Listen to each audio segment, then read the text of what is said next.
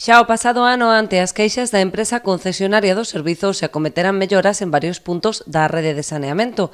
As realizadas na contorna do Peirao Vello funcionaron e se reduciu notablemente a condutividade da auga salgada, non así na zona das Xunqueiras. Fixéramos o ano pasado a instalación de dúas clapetas, que son dúas válvulas, xa temos falado disto, unha nas inmediacións do Peirao Vello e outro nas Xunqueiras, na contorna das Xunqueiras, detrás das famosas naves dos areos.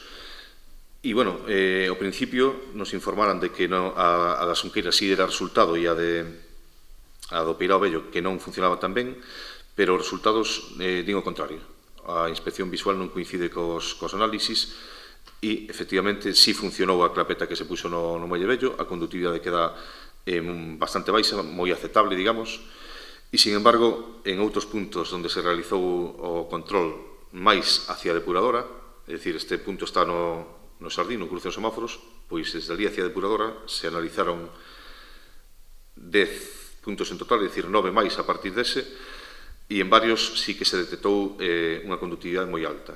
Tras a realización das análises, os técnicos detectaron os maiores problemas na arqueta situada nos Xardíns Valle Inclán, onde se instalaran unhas válvulas para impedir a entrada de auga do mar coa suba da marea. A comprobación in situ e a sospeita é que a arqueta que dá problemas está xusto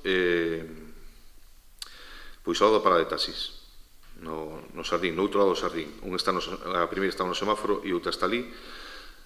Ten un aliviadero que conecta directamente co mar e por aí está entrando auga salgada.